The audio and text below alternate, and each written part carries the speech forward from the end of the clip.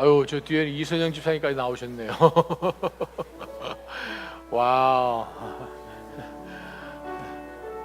할렐루야. 할렐루야. 주님의 이름으로 축복하고 환영합니다. 할렐루야. 네. 오늘 저녁에 주신 하나님의 말씀 가지고 또 저희가 또 저희의 삶을 또 대입해보고 조명해보고 또 회개하고 또 경계하는 그러한 시간이 되었으면 좋겠습니다. 주신 하나님의 말씀 우리가 함께 받기를 원합니다. 네, 사무엘하 11장 5절부터 27절까지 말씀입니다. 할렐루야. 주신 하나님의 말씀 한 목소리로 함께 받습니다. 네, 5절부터 그 여인은, 시작. 그 여인은 임신하게 되자 다윗에게 자신이 임신한 사실을 알렸습니다. 그러자 다윗은 햇사람 우리아를 보내라고 요압에게 전했습니다. 요압은 우리아를 다윗에게 보냈습니다. 우리아가 오자 다윗은 요압의 형편이 어떠한지, 군사들은 어떠한지, 싸움의 상황은 어떠한지 그에게 물었습니다. 그러고는 다윗이 우리아에게 말했습니다. 내 집으로 내려가 목욕하고 쉬어라. 우리아가 왕궁에서 나오니 왕의 음식물이 그에게 전해졌습니다. 그러나 우리아는 집으로 내려가지 않고 왕궁 문 앞에서 자기 주인의 부하들과 함께 잤습니다. 다윗은 우리아가 집으로 내려가지 않았다는 말을 듣고 우리아에게 물었습니다. 네가 먼 길을 오지 않았느냐? 왜 집으로 가지 않았느냐? 우리아가 다윗에게 말했습니다. 언약궤와 이스라엘과 유다가 장막에 있고 내 상관이신 요압과 내 주의 군사들은 들판에 진을 치고 있습니다. 그런데 제가 어떻게 혼자 집으로 가서 먹고 마시고 아내와 함께 누울 수 있겠습니까? 왕의 생명을 걸고 맹세하는데 저는 결코 그럴 수 없습니다. 그러자 다윗이 그에게 말했습니다. 여기 하루 더 머물러 있어라. 내가 내일 너를 보내겠다. 우리아는 그날과 다음 날도 예루살렘에 머물렀습니다. 다윗은 우리아를 초청해 자신과 함께 먹고 마시며 취하게 했습니다. 그러나 그날 저녁에도 우리아는 밖으로 나가 자기 주인의 부하들 사이에서 자고 자기 집에 가지 않았습니다. 이튿날 아침 다윗은 요압에게 편지를 써서 우리아 편에 보냈습니다. 그 편지에는 이렇게 쓰여 있었습니다.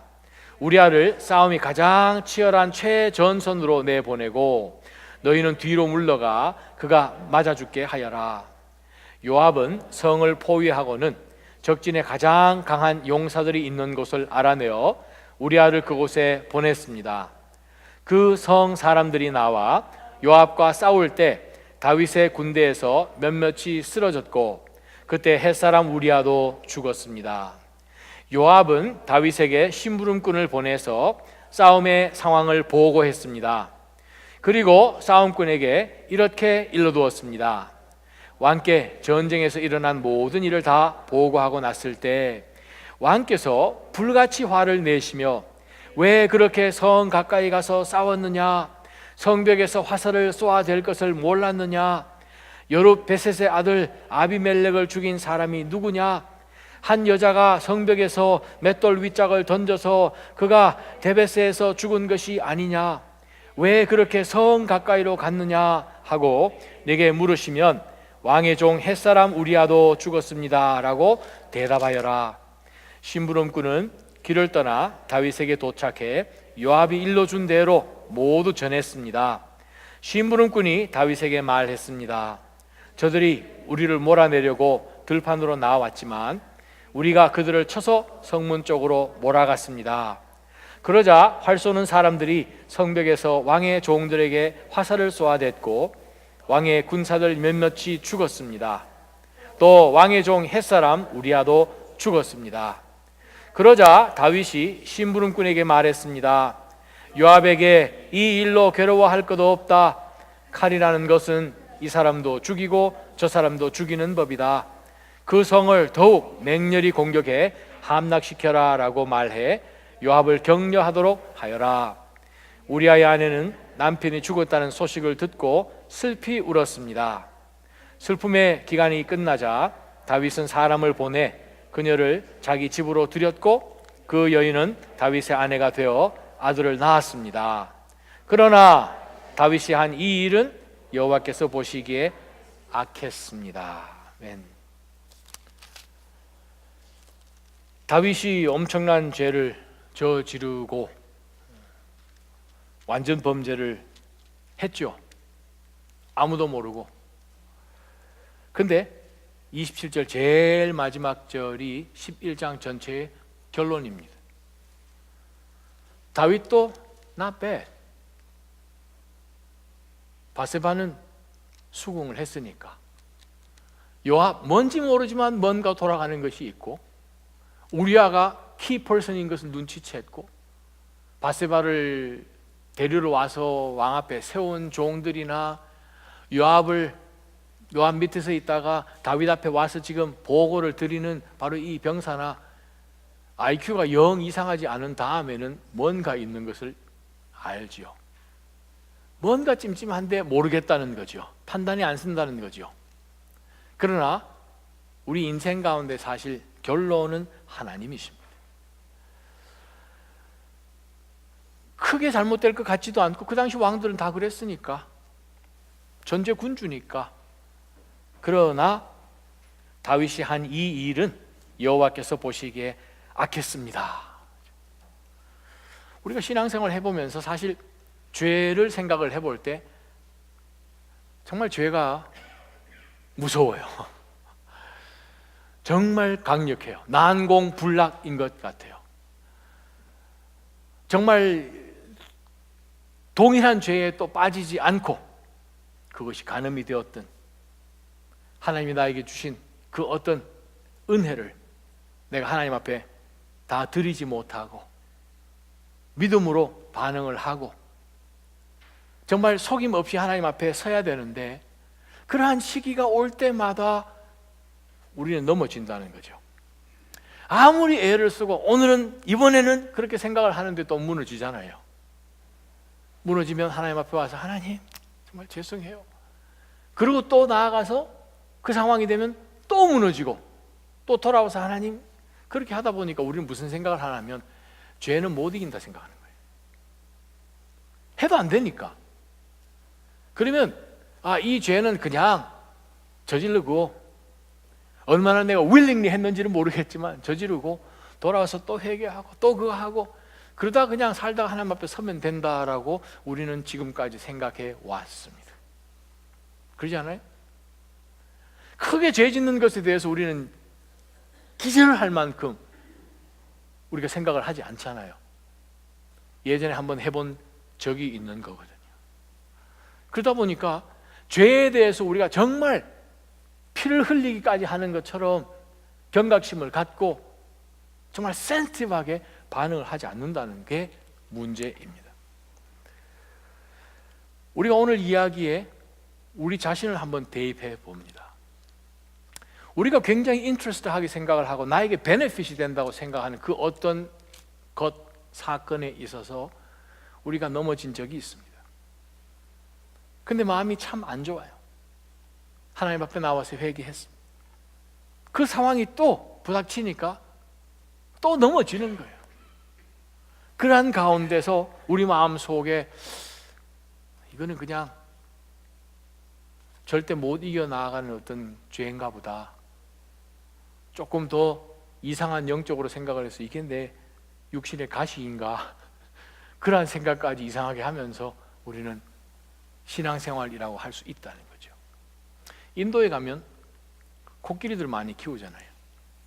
그 엄청난 무게와 그 힘의 코끼리를 조그마한 아이들이 이렇게 끌고 가고, 연약한 사람들이 그 굉장한 몸집에 파워풀한 그 코끼리를 끌고 가죠. 어떻게 훈련시키는지 아십니까? 코끼리가 태어나면 잘 걷지도 못하는 그 코끼리 발에 밧줄을, 쇠사줄을 묶어가지고 말뚝에 박아 놓습니다. 한 며칠을. 불편하죠. 생전 처음 이거 지금 팔에 팔찌를 꼈으니 이거 빼려고 어린 코끼리가 그냥 울면서 몸부림을 칩니다. 겁질이 다 벗겨 몸부림을 쳐요. 그래도 아기 코끼리는 힘이 없으니까 그 쇠사슬을 절대 끊을 수도 없고, 말뚝에 박혀 있는 그것을 뽑아낼 수 있는 힘이 전혀 없죠. 그러기를 몇 주가 지나가게 되면 박히게 됩니다. 아, 이거는 내가 내 힘으로 이건 절대 끊을 수가 없는 거구나. 팔자구나. 그렇게 해서 코끼리는 성장합니다. 어른 코끼리가 됐어요. 어른 코끼리가 돼서 동일한 쇠사슬에 묶여 있는데 절대 어른 코끼리가 이것을 벗어나려고 생각하지 않습니다. 얼마든지 그 힘으로 당기면 말뚝 밑바닥까지 뽑아낼 수 있는데 단번에 절대 그렇게 하지 않습니다. 그렇게 인도에서는 코끼리를 훈련시킵니다. 사단이 어떻게 해서든 우리로 하여금 하나님 앞에 믿음으로 반응하지 못하고 우리 앞에 미끼를 던졌을 때에 그 미끼를 물고 우리 앞에 덫을 놓았을 때 그 덫에 빠지는 것을 보면서 사단은 계속해서 우리로 하여금 거기에 대해서 무감각해지도록 만든다는 거예요. 그것이 정말 우리가 하나님 앞에서 정말 정신을 번쩍 차려야 하는 이유입니다. 요즘 우리 시대는 정말 이 음란한 것 뭐 말할 것도 없죠. 제가 뉴욕에서 사역할 때는 그 대학생 아이들을 보니까 동거하는 애들 뭐 그냥 뭐 같이 지내는 애들이 너무 많더라고요. 교회 나오는 애들 중에서도 그런 애들이 있었어요. 한 분은 불러다가 혼을 내니까 쭈뼛쭈뼛 하면서 그래도 자기네들이 뭐 입이 있으니까 할 말은 있다고 뭐라고 얘기한지 아십니까? 아, 그래도 목사님 우리는 조금 덜 하잖아요. 개인은 아니니까. 뒤통수를 확 때려줬어요. 목사님 저희 가면요 저 남자 여자 손잡고 다니더만 그럼 우리도 그래도 정상이잖아요. 무감각해지는 거예요. 만약에 어떤 나쁜 사이트를 들어가서 그것을 지금 보면서 이게 뭐야? 클릭해서 다 들어가고 하는 가운데서 지금 굉장한 것을 지금 보고 있을 때 만약에 한 5초에 한 번씩 정말 눈은 초록색에 이빨은 이렇게 나와 있는 사탄의 그 우리가 생각하는 그 귀신, 정말 아주 포악하게 생긴 그 귀신의 그 얼굴이 한 5초마다 한 번씩 슉슉 나왔다고 생각해 보면 어떻게 생각하십니까? 아니면 우리가 어떤 잘못을 저지르는 그 가운데 바로 옆에서 사탄이 우리 옆구리를 축축 치면서 그렇게 하는 것을 우리가 보았다면 우리 정말 기절하다시피 그 자리를 아마 뛰쳐나왔을걸요.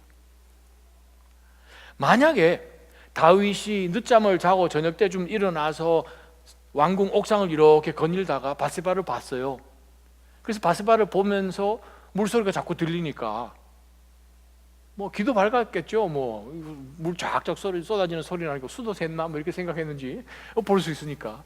그러한 가운데서 만약에 정말 이 다윗 가운데 한 정말 성결한 한 부하가 와서 아니면 12장에 등장한 나단 선지자가 먼저 올라와 가지고 왕이시여 당신 지금 바세바 보고 있죠?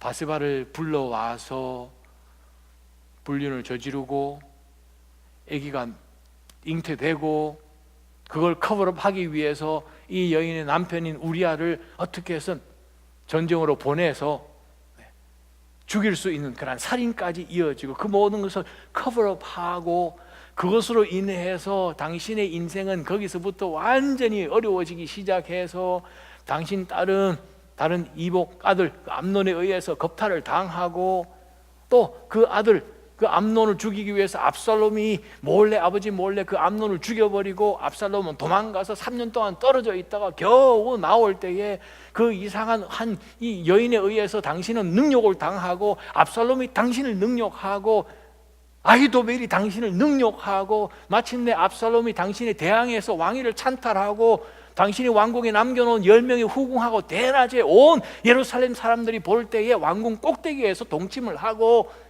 당신은 쫓겨서 나아갈 때 시므이에서 욕을 얻어먹고 정말 맨발로 쫓겨난 그 모든 것 나중에는 얼마나 많은 사람들이 목숨을 잃고 당신 영적 리더십이 완전히 바닥에 떨어지는 그거 괜찮으십니까? 라고 만약에 했다면 다윗이 어떻게 할 것 같으세요? 고개를 흔들면서 제 생각에는 아마 옥상에서 밑으로 내려가지 않았을까? 아니면 큐티책을 빨리 찾던가 아마 그랬을 것이라고 저는 생각합니다. 이렇게 될 줄은 몰랐죠. 저와 여러분도 이렇게 될 줄은 몰랐죠. 그냥 주일날 와서 혹은 교회 앞에 와서 하나님 앞에 주여 잘못했습니다 회개하면 아무 일 없는 것처럼 계속 진행이 되고, 똑같은 일이 왔을 때에 또 그것 가운데 빠지고 또 하나님 앞에 하나님 잘못했어요 그냥 이렇게 살면 되는 줄 아는 거죠. 힘이 없잖아요. 영적인 삶 가운데서 힘이 없잖아요. 또 넘어진다는 거예요. 코끼리가 되었는데도 불구하고. 절대 죄는 즐겁게 지을 수 있는 것이 아니에요. 나를 즐길 수 있는 것도 아니고 그 한순간을 짜릿하게 보낼 수 있는 것도 절대 아니라는 거예요. 여러분, 우리가 믿음으로 나아가지 못하고 하나님 앞에 죄를 지을 때 하나님이 우리를 보실까요? 안 보실까요? 두려워서 대답을 못 하시는 거예요. 천사들이 보죠.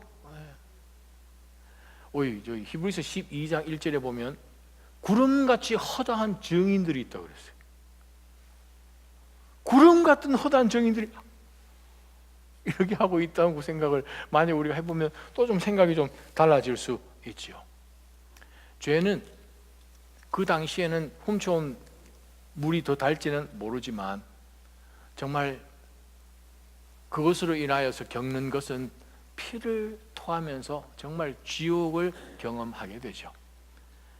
다윗이 하나님 앞에 이 엄청난 죄를 짓고 난 다음에 쓴 시편 가운데서 시편 38절도 그 시들 가운데 하나인데, 그가 이렇게 고백합니다. 주의 화살이 나를 깊이 찌르고 주의 손이 나를 심하게 눌렀습니다. 주의 진노 때문에 내 몸이 멀쩡한 곳이 없고 내 죄 때문에 내 뼈가 성하지 못합니다. 내 죄들이 무거운 짐처럼 나를 짓눌러 내가 감당할 수 없나이다. 죄는요, 무시무시한 것이에요. 미국에서 가가호 방문해서 전도하는 것이 언제 스탑된 줄 아십니까? 미국에서.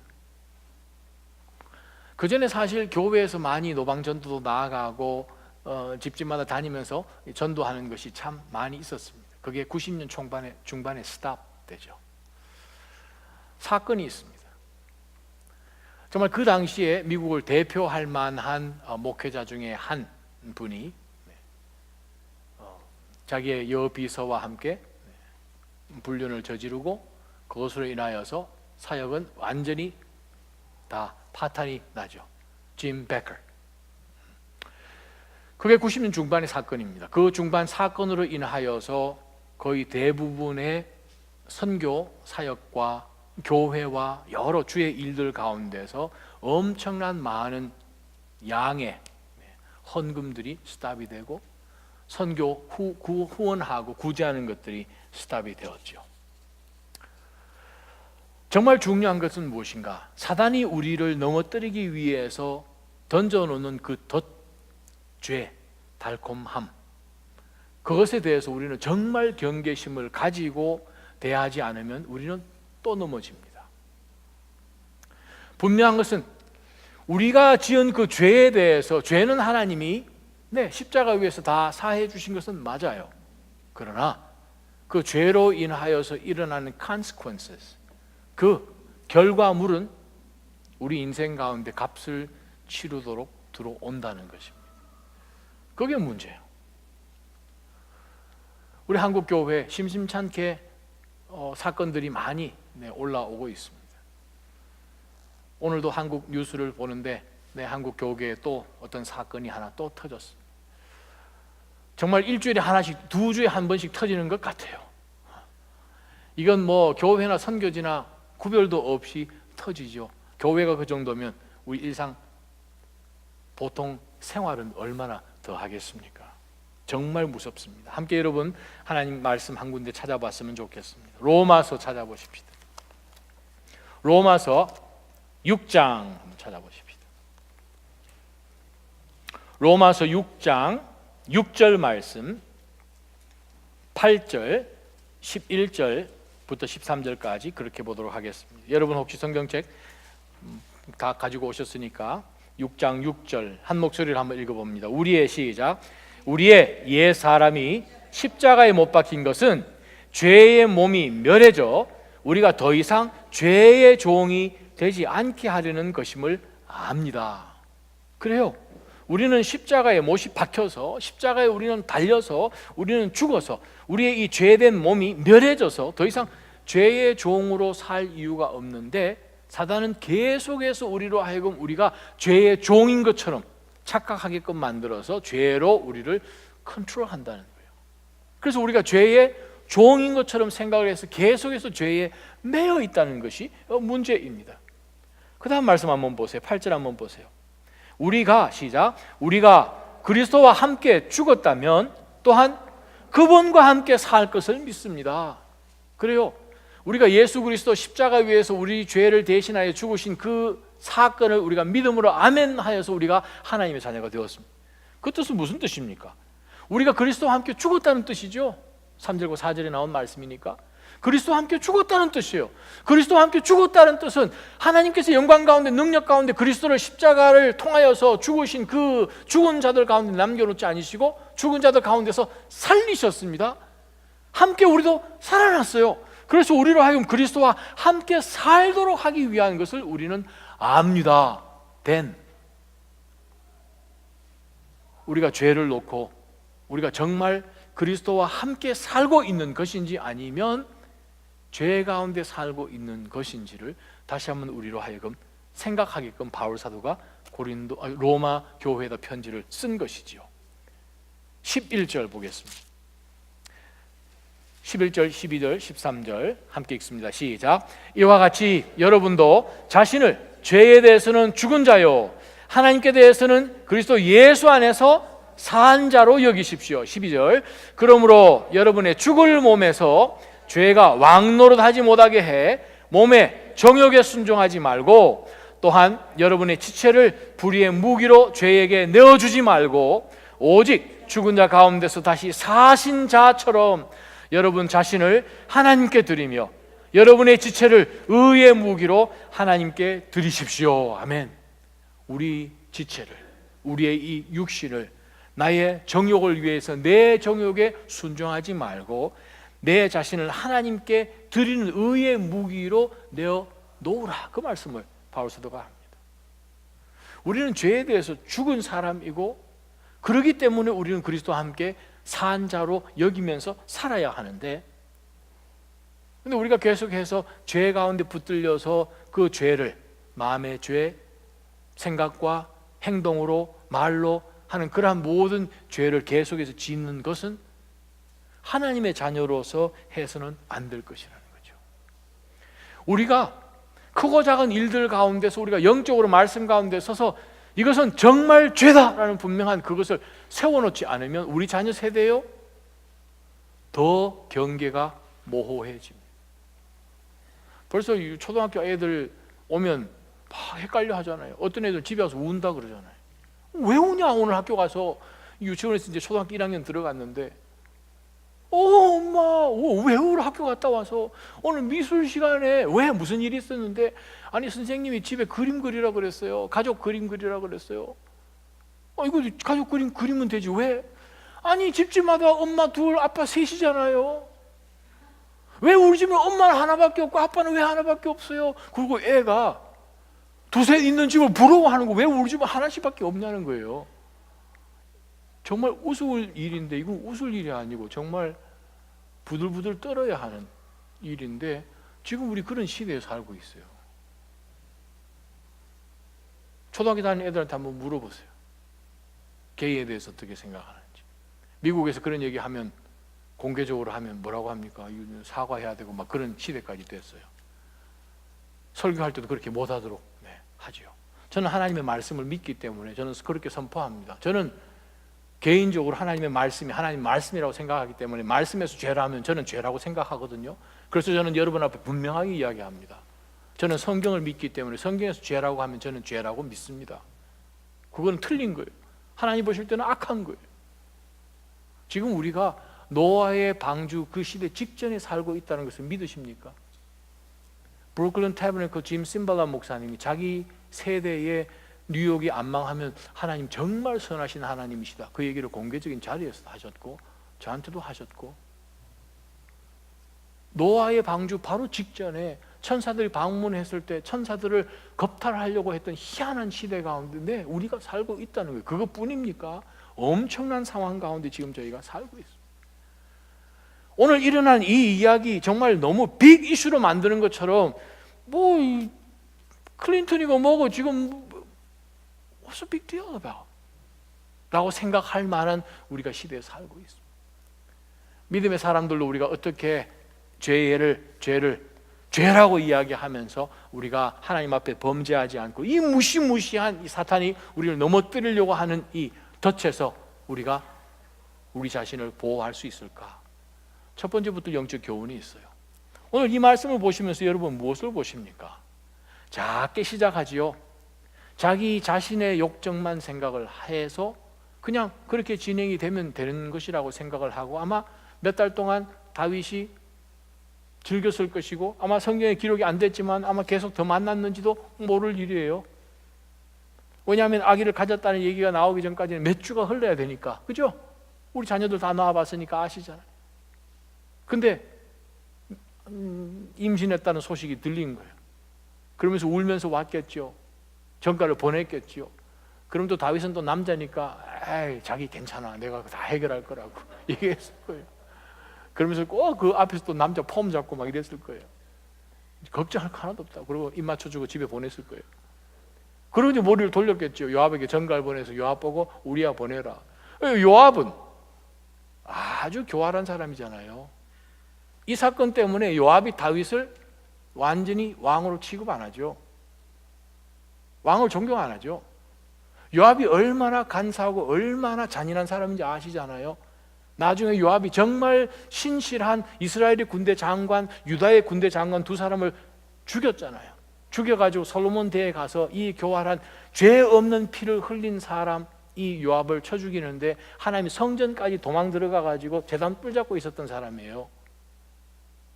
그를 쳐 죽였어요. 그가 그것을 어디서 배웠겠습니까? 다윗한테 배우죠. 요압, 그때부터 다윗에 대한 존경심은 사라집니다. 요압 알지요? 그것 가지고 다윗을 조종하는 것을 우리가 사무엘 하를 보면 알죠. 그러한 가운데서 요압이 우리아를 보내라는 다윗 왕의 전가를 받으니까 이상하다. 아마 자기 쫄마니를 시켜서 알아봤는지도 몰라요. 우리아 보냈어요. 우리아가 왔으니 이제 다윗은 뭐 이건 술만 먹여가지고 그냥 보내면 된다고 자기는 생각합니다. 자기 수준으로 내려가는데 우리아는 정말 11장에 등장할 때에 경건한 사람이었어요. 하나님의 또 왕의 그것에 대해서 분명한 것이 있었고 법궤가 장막 안에 있고 왕의 군사들이 바깥에 있는데 내가 어떻게 감히, 그가 제일 먼저 고백하는 게 하나님의 임재였어요. 하나님의 거룩한 전쟁을 하러 나갔던 거예요. 다윗은 거룩한 전쟁이라고 생각하지 않죠. 우시아를 죽여버릴 수 있는 사례를 지시 내리는 도구로밖에 생각을 안 한 거죠. 정말 하나님 앞에 기도하고 나아가서 적들을 물러뜨려야 되는 바로 그 거룩한 전쟁을 다윗은 쉽게 생각합니다. 와서 술을 먹였는데 안 통하잖아요. 여러분 헤아려 보셨죠? 며칠 동안 해봤는지 5번을 해보잖아요. 5일 동안 했는데 안 통한 거예요. 5일째 아침에 안 돼서 편지를 써서 주는데 이 다윗 요압에게 주는 편지 안에 이 편지 가지고 가는 우리아를 요렇게 해서 죽여라는 그 살해 편지 명령을 직접 그 손에 들려서 보내잖아요. 이거 우리가 알고 있는 다윗 맞습니까? 10장까지 등장했던 그게 우리예요. 정말 우리가 하나님 앞에 우리가 서 있고 이 죄를 통하여서 우리가 얼마만큼 하나님으로부터 우리가 혼나며 잊어버리며 손실하며 그것을 인하여서 우리 인생이 꼬이게 될 그걸 전혀 생각하지 않을 때 우리는 얼마든지 하나님도 속이려고 합니다. 그것을 우리가 들여다봐야 돼요. 이것은 부단 성적인 문제, 어떤 그러한 한 에피소드에 있는 것이 아니라 모든 믿음으로 하지 않는 모든 죄 가운데 다 적용이 되는 거예요. 하나님 우리 가운데 얼마나 큰 은혜를 주셨습니까? 얼마나 지금까지 승리를 주셨고 지금까지 우리에게 공급해 주셨고 강건함 주셨고 우리 자녀 키워주셨고 하나님이 다 하셨잖아요. 모든 게 감사하죠. 어느 순간부터 그렇게 안 땡긴다는 거죠.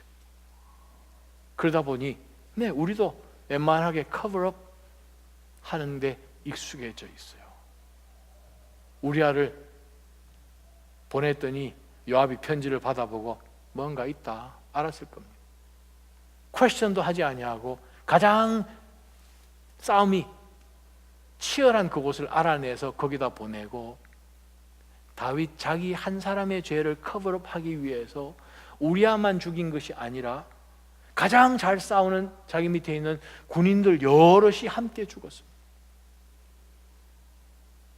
그러고 난 다음에 요압은 다윗의 마음이 원하는 걸 알기 때문에 전갈하는 사람을 보내서 이야기할 때에 마음을 떠보라는 것까지 이 전령에게 시키잖아요.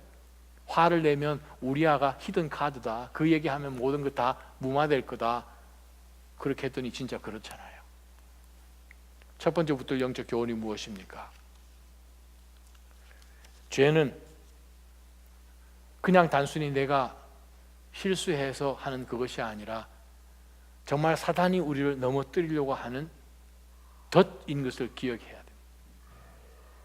죄는 정말 우리를 넘어뜨려서 그냥 한번 넘어뜨리는 것으로 끝나는 것이 아니라 그것에 연이어져서 계속해서 우리를 쇠사슬에 잡아놓으려고 하는 무시무시한 사단의 덫인 것을 기억하시기를 주님의 이름으로 축원합니다. 영적 전투예요. 우리는 영적 전투 가운데 있습니다. 사단이 우리를 절대 가만히 놔두지 않습니다. 절대 가만히 놔두지 않습니다. 사단이 다윗을 넘어뜨리면 무슨 일이 벌어집니까? 우리가 사무엘 하러 보면 27장까지 이제 다윗의 인생은 이제 한번 보세요. 아유, 어떻게 인생이 이렇게 꼬이고 무슨 사건 때문에? 11장 사건 때문에. 하나님을 rule out 시키고 내가 주인공이 되어서 모든 것을 커버업 하는 가운데 자기의 죄를 다 덮고 사람들의 목숨이 해해지는 것까지도 전혀 상관없이 이렇게까지 나아가는 것, 무덤덤해지는 것. 그래요. 사단이 다윗을 넘어뜨리면 다윗이 실족하죠. 그러면 다윗 신앙이며 뭐며 다 없어질 것이고 하나님 앞에 그냥 나는 요꼴로 살 것입니다. 계속해서 똑같은 죄, 매달 똑같은 죄 범할 것입니다. 누가 알겠습니까? 뭐 하나님 안 보시는 것 같고 나에게 당장 어떤 벌도 안 내시는 것 같으니까 그냥 쓱 숨기고 속이고 하나님을 하죠. 그러면 다윗 후손들은요, 다윗을 통해서 믿음으로 올 하나님이 약속해 주신 메시아에 대한 다윗의 씨 어떻게 돼요? 예수님 어떻게 돼요? 사단이 목축 두는 것은 다윗을 건드림으로 인하여서 하나님이 하시려는 계획 전체를 뒤집어 엎으려는 것이 사단의 계획입니다. 사단이 아담과 하와를 에덴 동산 가운데서 건드린 이유가 무엇입니까? 그냥 단순하게 아담과 하와가 하나님 앞에 저주를 받아요? 그 후손들은요, 온 인류는요, 그 이야기가 로마서 5장 6장 전체 아닙니까? 한번 속이는 그 사건, 넘어지는 그 이상에 있는 것을 사단이 얻기 때문에 이것을 던지는 거예요. 한국에 있을 때 몇 번 낚시하러 갔습니다. 공동체에 계시는 집사님 한 분이 저기 반포에 큰 그 낚시 본점인가 뭔가 그걸 하셔가지고 낚싯대에 가가지고 공동체에서 한번 전체 단체로 한번 낚시를 간 적이 있는데요.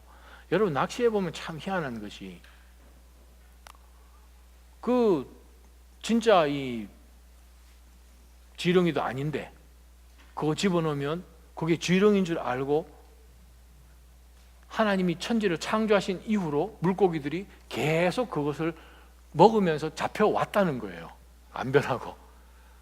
저는 그 해가지고 집어넣을 때 찌가 이렇게 왔다 갔다 하는 그것을 보면서 야, 저 또 잡힌다. 왜 못 배웠을까? 왜 가르쳐 주지 않았을까? 하는 그런 생각을 해봤어요. 절대로 우리가 넘어진 그것을 우리 주변에 있는 사람이나 특별히 우리 자녀들이 우리의 믿음 공동체 가운데서 그것을 전수해지고 그것을 배우지 않으면 똑같은 트랩 가운데 우리는 넘어지기 때문에 그렇습니다. 절대로 넘어지기 때문에 그렇습니다. 죄 뒤에는 무조건 사탄이 있습니다. 오늘 이 사건은 다윗 가운데 있는 그런 욕정 하나가 아니라 그것으로 인하여서 다윗을 넘어뜨리고 다윗 나라를 다 뒤집어 엎어서 결국에는 메시아가 못 올 수 있도록 하나님이 다윗에게 약속해 주신 다윗 그 언약을 다 파기해 버리려고 하는 바로 그 사건 가운데 사단이 숨어 있는 것을 우리가 알아야 됩니다. 여러분에게 만약 전쟁이 났는데 총알이 5발밖에 없어요. 전투하러 나갔어요. 적군들이 막 쳐들어와요. 5발밖에 없어요. 누구를 쏘시겠습니까? 얼마 전에 나온 영화에 Patriots라는 영화가 나왔는데 멜 깁슨이 주인공이에요. 미국, 영국 싸우는 그 가운데서 독립하는 그러한 전투 가운데 자기 아들을 훈련시켜서 영국군이 막 이렇게 행진해서 오는 그 숲 속에 숨어가지고 그 아들에게 적들을 저격하도록 하는데, 네, 총알이 한계가 있으니까 아들에게 너는 반드시 총을 저장해서 맞힐 때 아무나 쏘지 말고 누구를 맞춰라라고 이야기를 합니다. 자, 정답. 중간에 들어갈 빈칸을 메우시오. 너는 주어진 총알이 5발밖에 없다. 적들이 쳐들어올 때에 누구를 맞춰라. 빈칸에 들어갈 말이 뭘까요? 누구요? 안 들려. 여기까지 안 들려. 네? 대장, 그렇죠. 리더들, 소대장. 그렇죠. 그 앞에 있는 리더들을 먼저 쏘라는 거예요. 밑에는 쫄만이 말고 리더들을 먼저 쏘면 리더십이 그 다음 사람 이거 어떻게 해야 되는지 모른다. 그죠? 명령 체계가 막 흐트러지는 것이고 전체 조직이 흔들어지는 거죠. 왜 사탄이 저기에 그냥 이 방앗간에 이 뭐 물 길는 사람이나 이런 사람 공격하지 않고 왜 다윗에게 타겟을 두고 했을까요? 그래요. 그 생각해 봐야 된다는 거죠. 여러분 정말 우리 사랑하는 믿음의 공동체 가운데 있는 많은 리더들을 위해서 기도해 주셔야 됩니다. 목사를 위해서 기도하고요, 목회자를 위해서 기도하고요, 사역자들, 섬기는 모든 팀장들 위해서 기도해 주셔야 돼요. 싸움은 저기 다른 곳에서 별로 나지 않습니다. 항상 소위 대가리라고 하는 것에서 납니다. 머리, 우두머리, 모든 팀의 팀장, 모든 스텝의 사역장들. 근데 거기에서 항상 어려움이 있는 거예요. 왜? 그거 하나 흔들어 놓는 것이 밑에 100개 흔드는 것보다 낫거든요. 다윗 하나 흔드는 것이 이스라엘 전체 반을 흔드는 것보다 낫거든요. 우리가 저와 여러분은 어떤 상황 속에서 있든 여러분이 만약 누구에게인가를 영향력을 미치면 여러분은 이미 리더입니다. 왜? 리더십이란 뜻은 인플루언스거든요. 영향력을 미치거든요. 여러분 넘어지면 자녀 성할 것 같으십니까? 아니잖아요. 하나님께서는 정말 저희로 하여금 영적으로 연결되어 있는 것을 우리가 생각을 할 때 어느 한 파이프가 다 집안 가운데 연결돼서 고리고리 가운데 있는 중요한 그 부위가 터져지면 양쪽이 다 터져지는 거예요. 한쪽만 구멍 나는 것이 아니죠. 동일합니다. 우리가 영적 전투 가운데 있다는 것을 기억을 하고 우리는 정말 죄를 정말 끔찍이 생각하고 우리 심령을 잘 지켜야 돼요. 잠언 말씀 제가 여러분 읽어드립니다. 잠언 4장 23절 무엇보다도 네 마음을 지켜라. 여러분 뭘 지키고 계십니까? 은행 구자요? 건강이요? 정말 여러분의 시큐리티요? 자동차 보험이요? 근데 성경은 하나님의 말씀은 그렇게 말씀하지 않습니다. 무엇보다도 네 마음을 지켜라.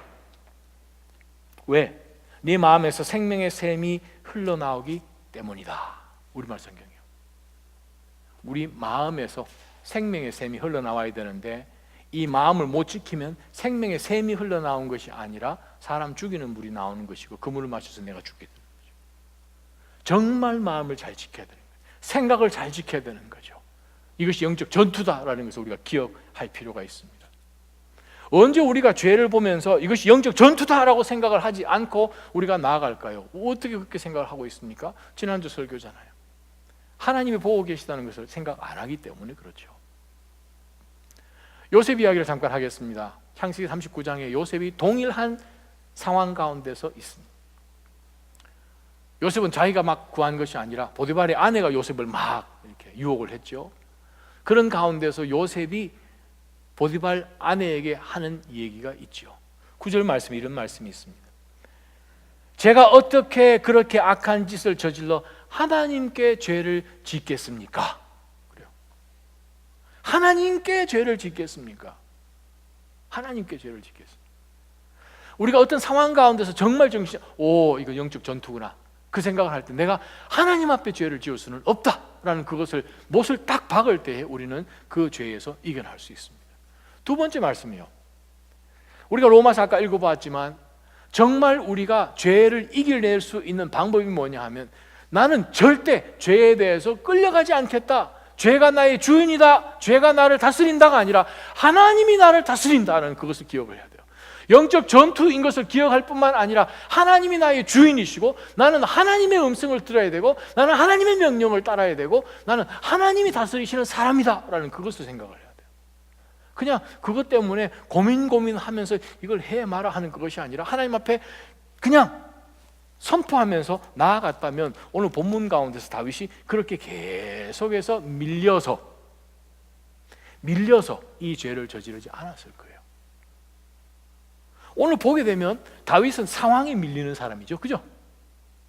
다윗이 이렇게 사건 벌어진 게 무엇입니까? 그가 옥상에 올라가서 한 여인을 본 것이고 오래 본 것이고 탐닉한 것이고 그 멀리 탐닉한 그 여인이 갑자기 눈앞으로 자기가 불러서 온 것이고 같이 범죄한 것이고 또 바세바도 반항도 안 하잖아요.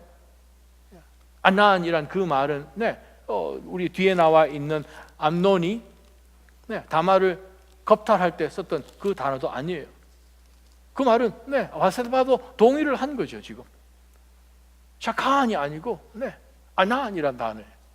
정말 동의해서 두 사람 그냥 뭐 합의했으면 하나님이 보실 때는 그건 악하다라고 말씀하시네요. 가끔 우리 여름 선교를 가게 되면 우리가 선교지 나가기 전에 혹은 선교지 돌아와서 이제 씻고 난 다음에 선교 팀장이 저희들에게 요만한 비닐 봉지를 몇 개를 나눠주십니다. 한 사람 앞에 대개 한 4개씩 6개씩 나눠줍니다. 그 6개 봉지를 이렇게 뜯으면 조금 냄새가 약간 고약한 뭐가 있습니다. 그게 뭘까요?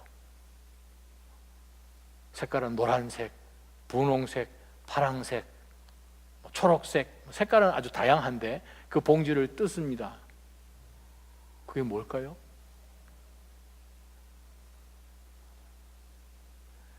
그 선교지 여름에 가면 제일 힘든 게 물론 더운 것도 힘들지만 잘 때쯤 돼서 힘든 게 뭘 것 같으세요?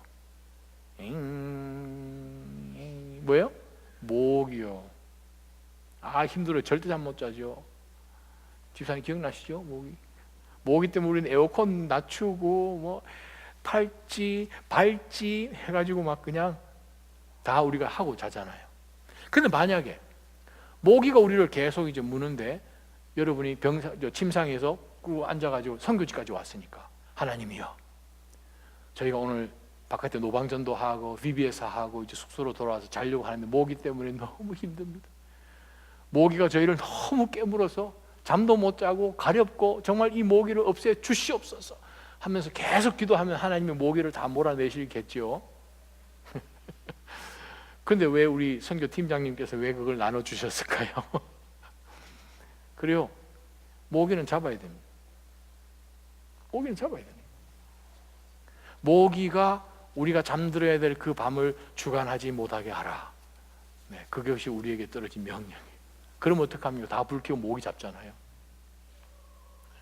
동일합니다. 사단이 우리의 삶의 주인공인 것처럼 들어와서 우리를 요동치도록 하지 못하게 하는 것이 바로 우리가 영적 전투 가운데 이기는 것입니다. 주님이 우리의 주인이세요.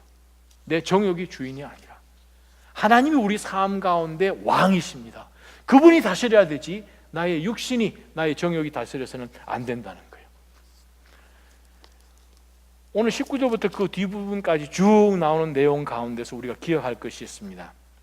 그러나 다윗이 한 이 일은 여호와께서 보시기에 악했습니다. 악했습니다. 세 번째 우리가 꼭 기억해야 될 것이 있습니다.